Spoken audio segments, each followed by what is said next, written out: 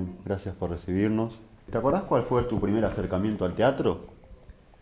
Sí, aunque pasó hace mucho tiempo. Creo que tenía 5 años cuando estaba en la escuela, eh, que veía cómo iban preparando para un fin de año, esas cosas, y la maestra me dijo que entrara a donde estaban ensayando, porque yo estaba mirando por una de las cosas de la puerta, ¿no? Una de esas transparencias. Entonces entré y inmediatamente me invitaron a decir si quería estar en el escenario. Y lo único que tenía que hacer en esa obra era probar una torta así y decir, está rica. Era lo único. Yo me entusiasmé con la torta, entonces así fue la primera vez que actué en un teatro grande. Sí, sí. Esa fue la primera vez que estuve en una escena con intereses en la torta.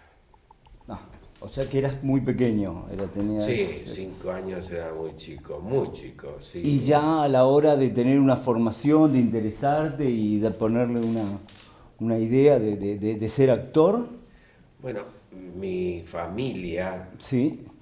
era teatrera y tengo parientes que habían sido actrices muy conocidas, ¿no? Berta y Paulina Singerman.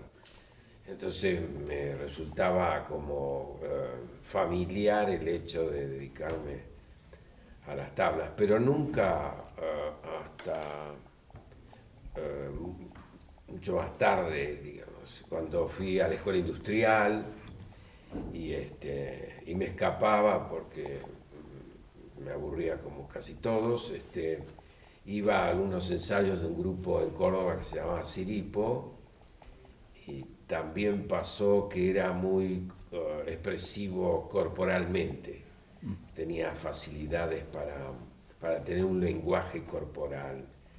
Entonces fui adoptado por ese grupo y la primera vez que hablé fue en una obra de Ferretti que se llamaba El Rey, no sé qué le pasó al rey. Pero me acuerdo que yo hacía un sastre de tijeras, como puede verse, Una farsa una farsa, de Ferretti. del señor corregidor, así se llamaba. Me acordé. Perfecto.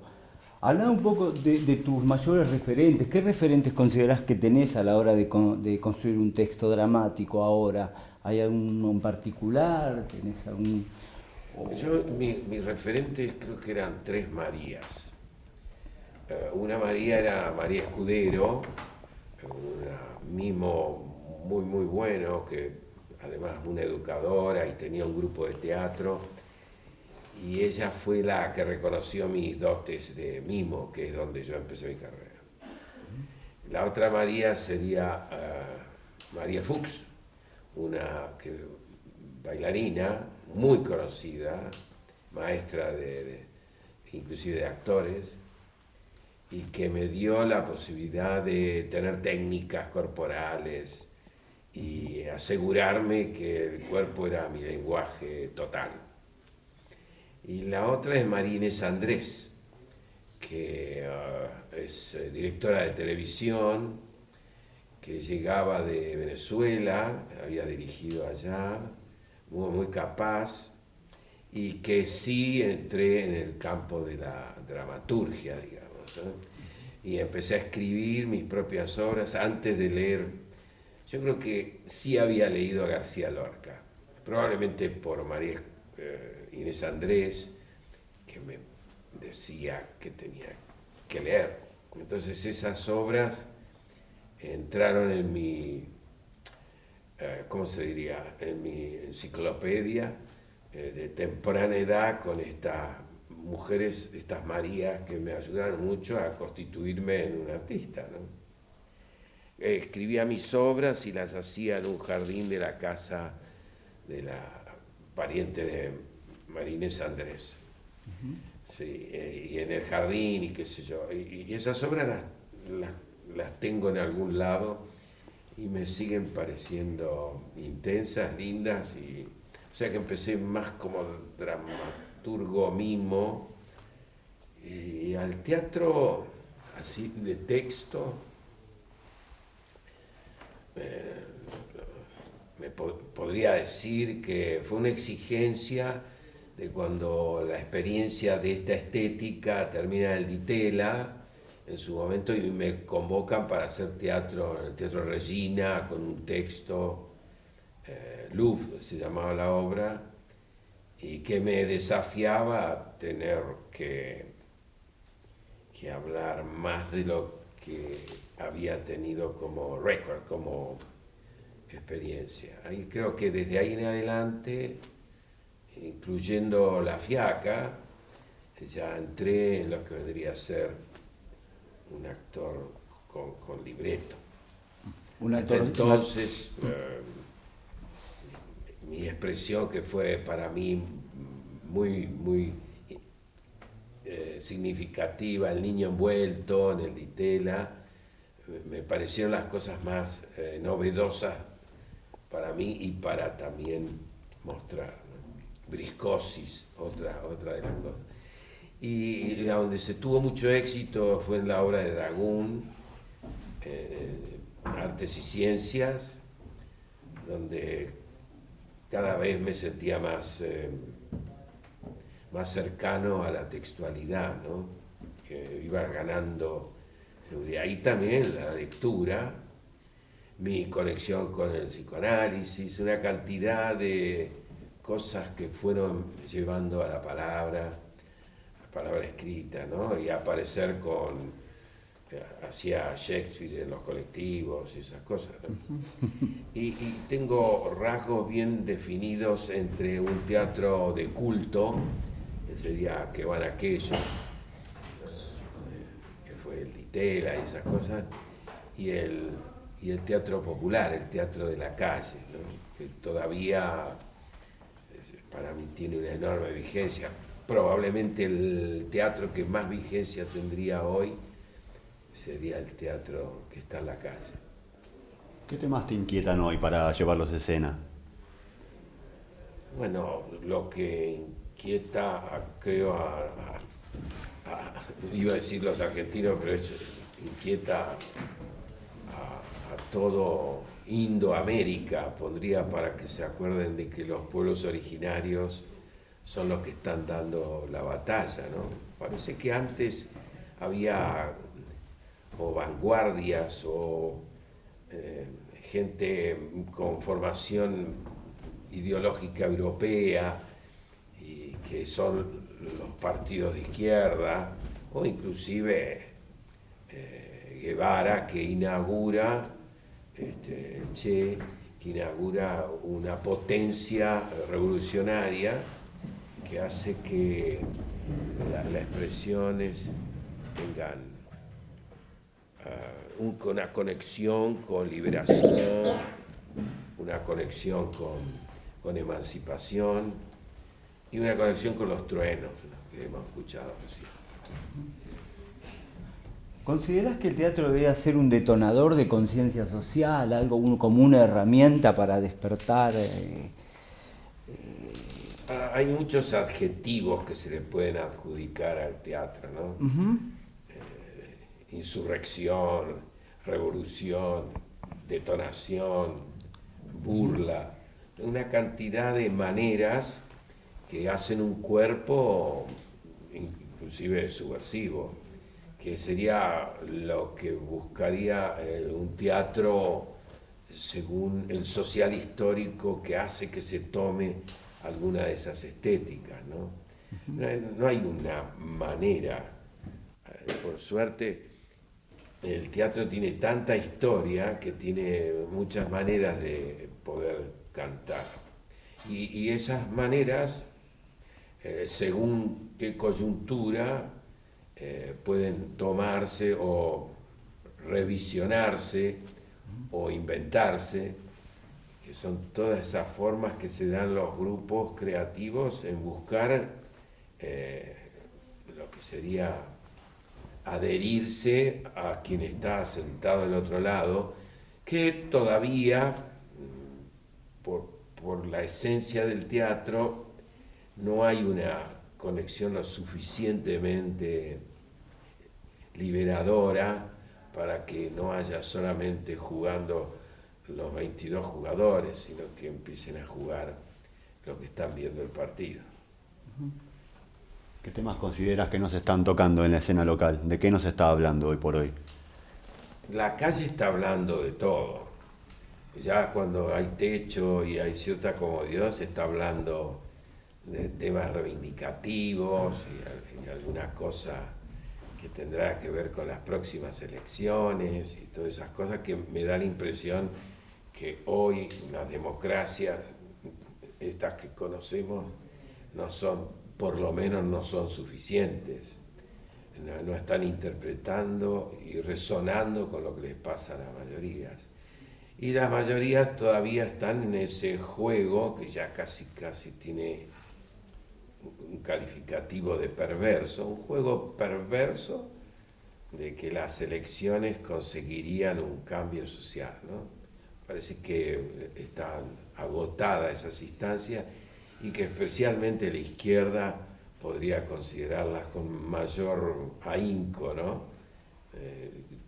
Yo soy del peronismo de izquierda y también he abandonado esa militancia sin desilusionarme, sino por el contrario, buscando alternativas, que es una sería qué es lo que debemos hacer en el teatro, ¿no?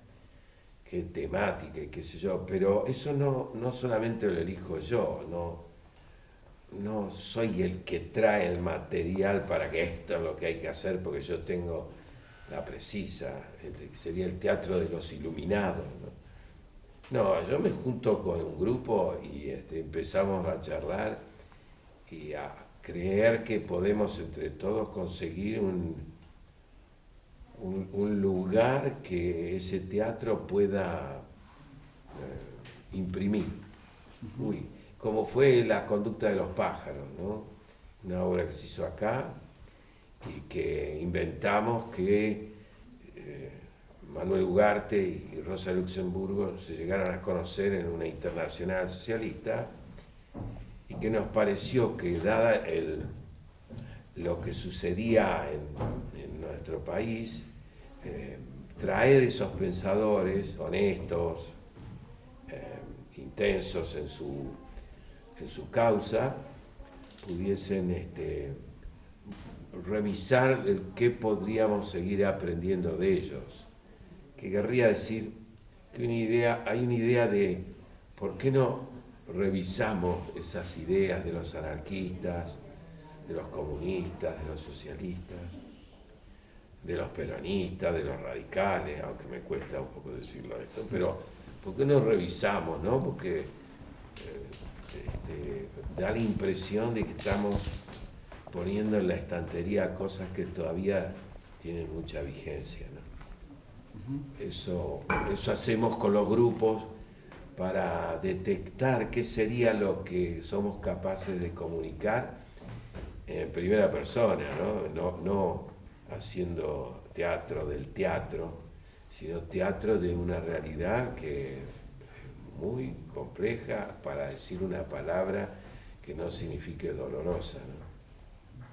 En cuanto a estéticas teatrales, así, uno nota que siempre tuviste un acercamiento más al teatro del absurdo, un teatro más político, así. Y ya quedaron, lamentablemente, Pavlovsky, que fue un gran dramaturgo, Gambaro, vos. Hay una corriente mínima de este teatro que de a poco se está perdiendo, que siempre se reivindica a estos grandes dramaturgos y que nos surge otra gente haciendo este teatro que vos también sos un referente de un teatro político, un teatro más relacionado a lo absurdo, no a la tragedia ni a una comedia, ¿no? Lo que pasa es que hacen que mi dramaturgia sea absurda y yo nunca la consideré como tal, ni mucho menos la de Tato. Y la de Gambaro cada día es menos absurdo, las cosas que parecieran como surrealistas o una estética que yo no me propongo nunca, pero pareciera de afuera que algunos dicen el absurdo. Yo creo que pasa que todo lo que no entendemos y nos resulta relativamente atractivo le ponemos el absurdo como si no estuviésemos viviendo una realidad de alto nivel de absurdidad, se dirá. Entonces me parece que le metemos esa categoría como cuando no entendemos algo de una persona, inmediatamente recurrimos que tiene una patología, que está loco, que es paranoico, ¿no? Me parece que tenemos una velocidad para atrapar, porque no podemos tolerar la idea de que no sepamos de qué se trata. Y cuando uno sabe más de que el universo dónde termina, si va para la izquierda, para la derecha, más le metemos el absurdo, pero es en la ignorancia, ¿será? O el desconocimiento, o en el mejor de los casos el misterio, ¿no? O sea que vos considerás que el teatro que haces vos, que llevas adelante, no entra dentro de ninguna corriente estética del teatro, es propiamente de Norman Brisky.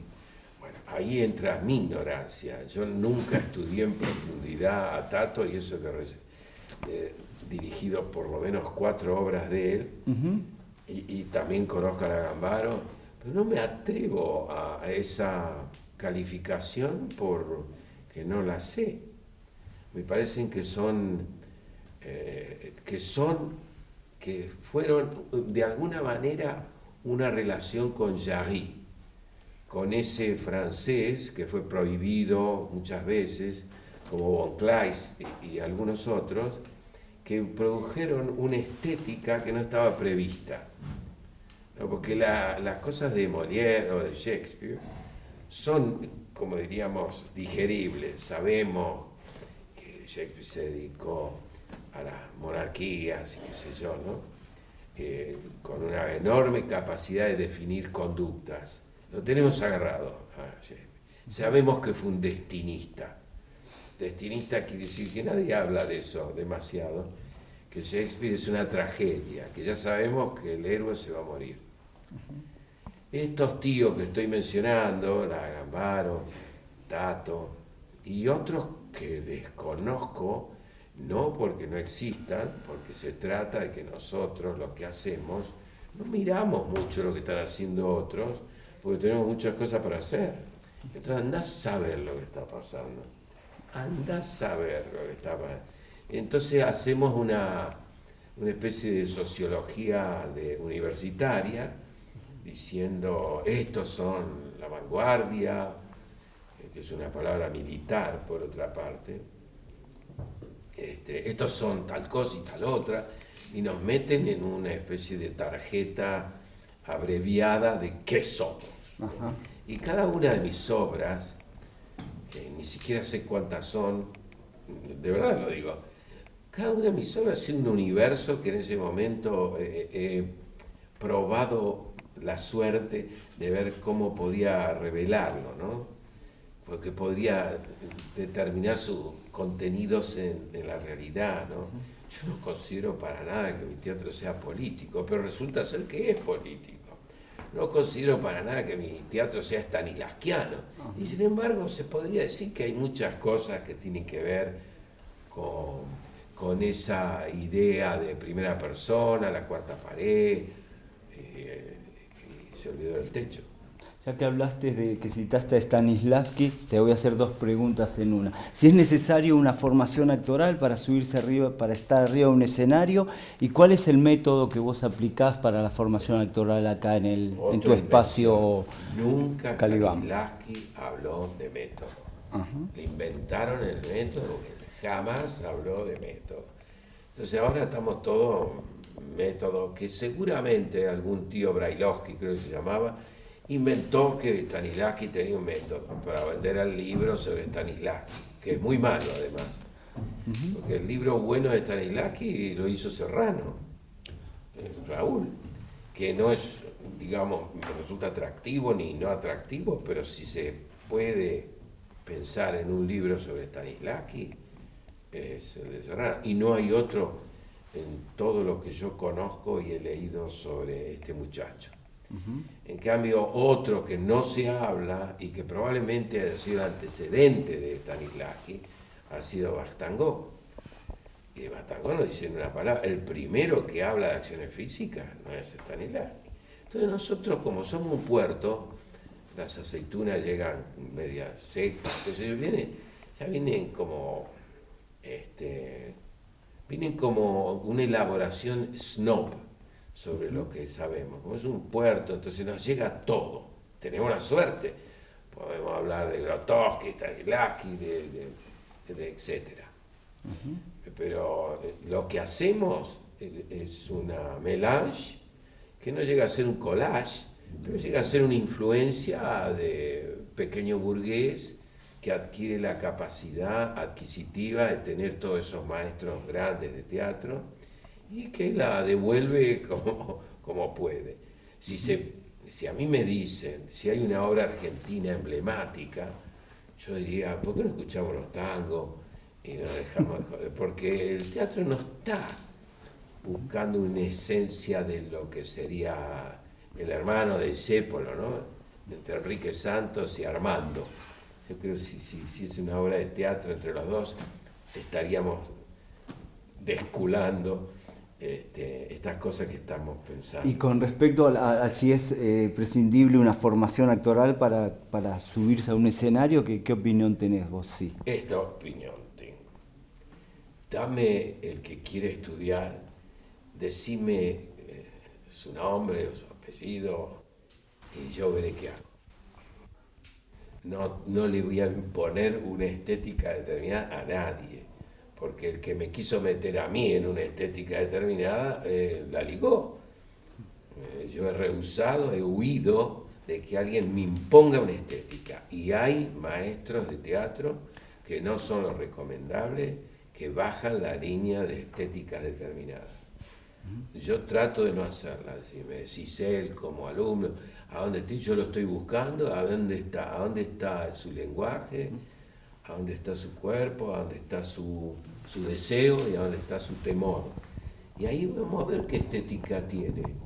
A ver, porque la estética es el último, como el lenguaje, es lo último que se ve. Además, todavía es tan importante que no se ve.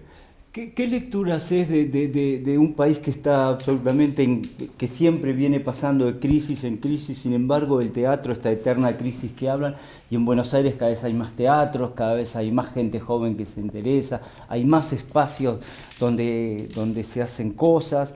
Es un fenómeno que es muy, muy raro, ¿no? Teniendo referencias en otros países, ni siquiera en Europa se ven estos fenómenos tan grandes, de tantas salas independientes y así. Yo desconozco porque no estoy haciendo un relevamiento de los 200 grupos de teatro que están. Cada vez que voy, a veces me desilusiona mucho y otras veces entro en curiosidad, como sería la obra de Tato que vi en Mar del Plata, de un grupo de allá. Y dije, mirá qué lindo, qué intensa esta obra, cómo lo hacen, ¿no? El Cardenal se llama la obra, que nunca la pudo hacer.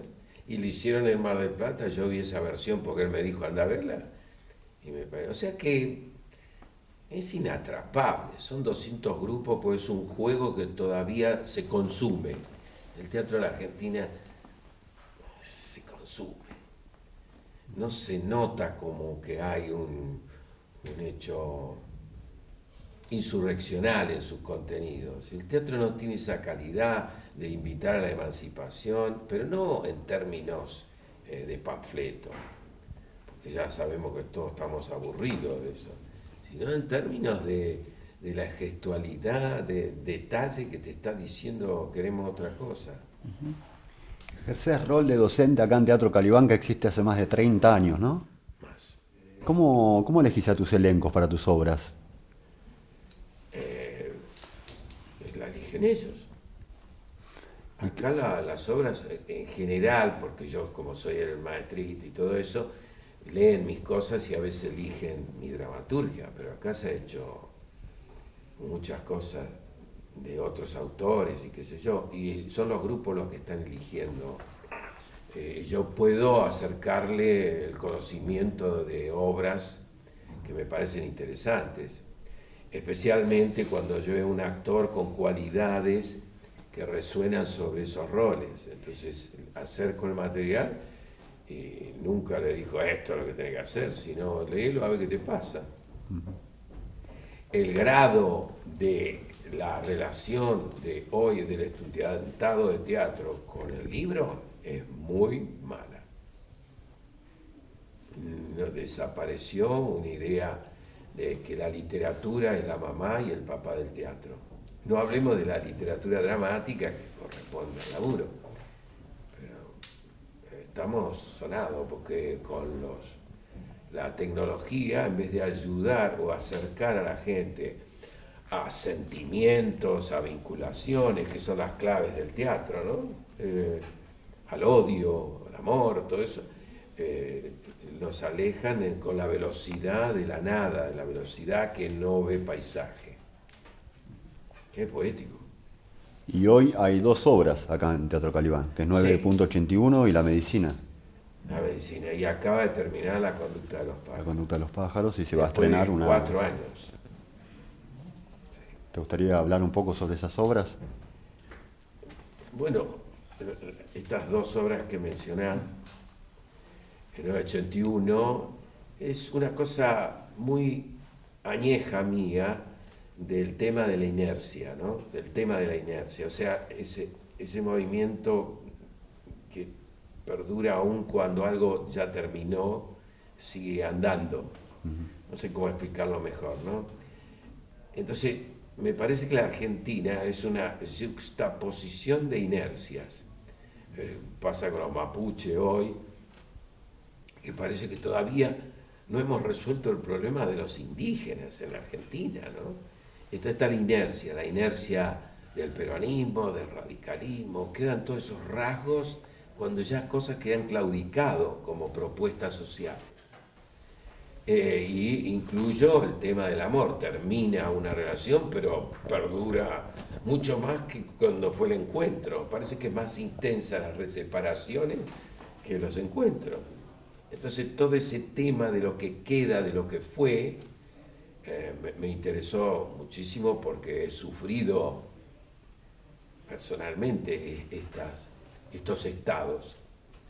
Entonces me dediqué a hacer una obra de un tío que quiere que el freno de un auto pare cuando frena, pero no, está la inercia que es ineludible. No se puede evitar. Entonces me parecía importante eso. ¿Ves? De política no tiene nada, y sí tendría de una idea política de la vida, ¿no? Esto ya está, terminó, ¿por qué sigue? ¿Por qué sigue todavía? Si esto terminó, si esta democracia es insuficiente, que están teniendo víctimas, que está siendo utilizada para complot y divisiones y grietas y todo eso, ¿por qué no pensamos otra cosa? ¿Por qué no pensamos la inercia de que eso es lo que sabemos hacer, meter el voto en la urna para que aquí alguien con sus intereses se las coma? Me parece que hay que pensarlo. Y como el teatro tendría algo proyectivo, como algo de ¿qué va a pasar? ¿No? Tiene esa capacidad que tiene la poesía, ¿no? De poder atrevernos a pensar un mundo distinto. Tomé ese tema 981. Y la otra, la medicina, estuve internado, marcapaso, en plena pandemia, tuve una experiencia un poquito, llamémosle traumática, aunque yo sé que el único trauma es haber nacido, pero te parece, ¿no? Es tan la gravedad del tratamiento de estos temas que me pareció escupir el veneno de haber estado en la medicina, ¿no? Entonces, la medicina tiene todo el compendio, y como tuve un estudiante acá, y de ahí surgió toda esta idea, que era enfermero, y cuando él relataba su vinculación con los enfermos, especialmente los terminales, me pareció que él sería el protagónico en vez de ser el médico o el paciente, el que está ahí y está en la oscuridad de alguna manera, ¿no? Entonces me pareció que la medicina con esta experiencia tan fea que he vivido, ¿no? Relatar esas cosas sería mejor que vean la obra. Yo quería hacer la última pregunta, ¿puedo? Sí. En tu generación ustedes tenían el factor de enemigos que era ya que era obvio que eran los procesos militares y todo aquello, ¿no? Hoy para las generaciones actuales, evidentemente el enemigo más factible que hay, si hay conciencia, sería el capitalismo, que hace tanto estragos en una sociedad. El teatro puede funcionar como forma de catarsis ahí, es sanador, tiene un elemento más psicoanalítico que puede llegar de alguna manera a tranquilizar, a despertar esas inquietudes que aparentemente parecen estar medias ocultas, ¿no? Tan adormecidas por la sociedad de consumo, todo, ¿no? Ahí el teatro entra, ¿qué lugar entra el teatro? ¿Sirve? ¿Para qué sirve el teatro? Sería la pregunta, ¿no? En una sociedad así. El teatro no es que tenga que servir. Ajá. El teatro está para otra cosa, no para servir. Servir está en las góndolas. Sirven para comer, sirven. El teatro no tiene que tener la cabeza servir. Ajá. Tiene que tener la cabeza movilizar, invitar a pensar, sentir, me parece. No con ningún fin didáctico. La didáctica es un enemigo del teatro, porque para eso está la didáctica, ¿no? Las crisis son la comida del teatro. Sin crisis el teatro no existe. Se vuelve el teatro del entretenimiento, el teatro vil, el teatro para que no trascienda lo que se viene, porque en las categorías sociales el teatro está en la liberación, en la revolución, y no está en el dogma, porque pierde su capacidad crítica. Me parece que es una definición clara, sí, sí. Y que un actor no puede decir, che, este quilombo que hay en la Argentina no me permite solventar mis gastos. Justamente de ahí va a ser tu intensidad cuando actúes. Muy bien. Muchas gracias. De Martín. manera recomendable. Casi todos los maestros que nos juntamos de vez en cuando porque nos queremos, decimos, ¿no será que estamos haciendo una organización para el sufrimiento? Y después nos aplaudan, ¿no? Muchas gracias.